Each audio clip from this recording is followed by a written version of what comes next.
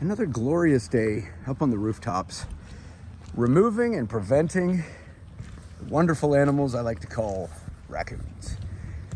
So I got a call this morning regarding some raccoons that have invaded a vacant property. The house has not been lived in for a little bit, so they've just noticed now when they came to check on the property that they're hearing noises up in the attic.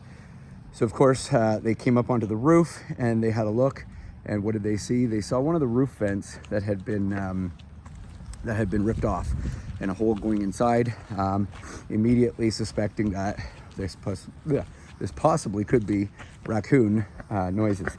So I'm going to turn the camera around. You don't need to see my face, but I do need to show you what I found out here. Let's have a look. First thing we're going to look at is right here, the vent that has been ripped open. So I'm going to look at a few key factors that are going to tell me that this indeed is a raccoon. First of all, I've been doing this for many years, so of course the first thing I do is I'm smelling a lot of pungent raccoon odor.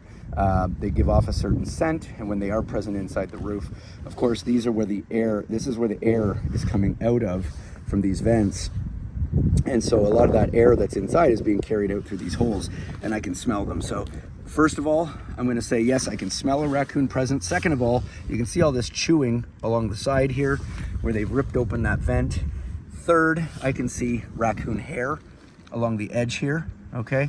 As well as, if you look at these beams, they're very oiled up. So from their paws, as they keep climbing in and out, you can see all their nail marks as well on that beam there from them climbing up and getting out of the house. Next thing I'm going to look at is, if you look over here in this debris here, I can see quite a bit of scat. So we got some scat here, really interesting as well. There's lots of scat up here, but if you do have a look right here, it looks as though somewhere along this journey of this raccoon, you see that green poop right there? So that green poop is actually the poop that it's had after it's ingested the poison. So those green blocks of poison that are sometimes placed in the attic to get mice, to poison the mice. So the raccoons, the squirrels, it actually doesn't affect them. They poop it right back out. So what we're gonna do is we've gone ahead, we've inspected the rest of the roof, okay? And then we're gonna go ahead, we're gonna install the trapdoor. So if you've been watching my videos, you've definitely seen how one of these work.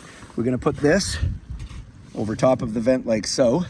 We're gonna screw it down, right? When the raccoon comes out at night to go outside, what happens is it's gonna push that door open as it climbs out. That's gonna shut. And of course, when it shuts, there's no way for it to get back in because there's nothing for it to get its fingers in. So once it's locked out, it can't get back in. It's gonna look for somewhere else to go. And so of course, the customer has taken upon my recommendations. We're gonna go ahead and seal up all the vents with these cages. Now you might say, why do I need to cover this pipe here? So let's have a look. So if I slide the vent down over top, okay? Particularly, the top here doesn't need to be sealed because that right there goes all the way down. It might turn a couple times in the wall or in the ceiling, but it goes all the way down to the sewer and heads out of the house, one continuous pipe. So we don't need to do that one. But what we do need to do is we need to do this boot, right? So this boot that goes around, all right, is soft rubber, okay? So this entire thing is all rubber. It's a hard rubber, and what they do is they'll get into this, they'll start chewing on that and rip it apart, and they'll rip this whole thing apart, and then they've got a nice hole that they can actually go in around the pipe. There's a hole in the roof, and they go in through there, which I've shown in a couple past videos, because it is a quite popular route for raccoons to go in. So we're gonna go over here, we're gonna check out some of the other vents, and of course, if you look at all those claw marks on the edge of the vent there, these are all telltale signs that a raccoon is trying to open that vent up and rip it open. So we're gonna go ahead, we're gonna check over here, and we're gonna see that it's also been scratching on this vent here, right? We're gonna go ahead and we're gonna put all our cages on. Obviously, we're gonna screw them down. When I got my hands free, we can see some scratching all along the side of this vent here too. Okay, as well as this one. And this one. We don't have any scratching on the boots on these plumbing flashings, but we're protecting them anyway because I give a lifetime warranty and I don't like coming back to work for free.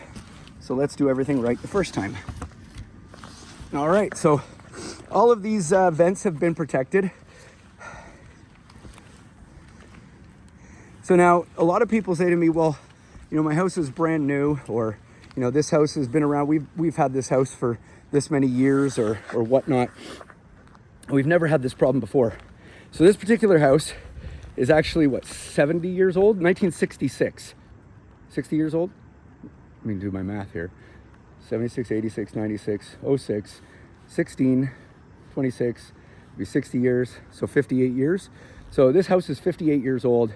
Never had a problem yet, but all of a sudden now they've got a raccoon. Some houses could be a year-old raccoon.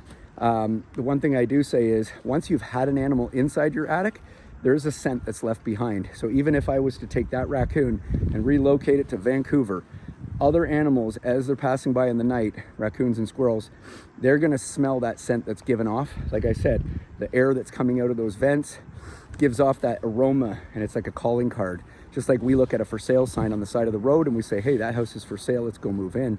They smell that scent. They know when they come up here, they smell around and they say, well, I smell that somebody was here, but nobody's here anymore. And so then they go ahead and they move in. And that's why I have a policy of recommending to my clients that we lock all the doors and we make sure that there's no other way in this house, so that when they do come out this one-way door, they're out for good, they can't get back in, and they don't have to worry about having to deal with these animals doing more damage inside the attic.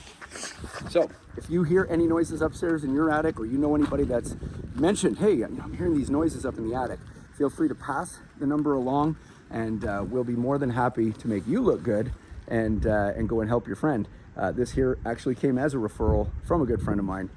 Thank you very much. And so I'm gonna make sure I take care of his client with the best care possible. So if you do hear any noises, or you know anybody that's having issues with animals or raccoons, or we also do the roof replacement and roof repair as well, give us a call, Just For You Home Solutions, and we'll help you out too. Have a great day, everyone.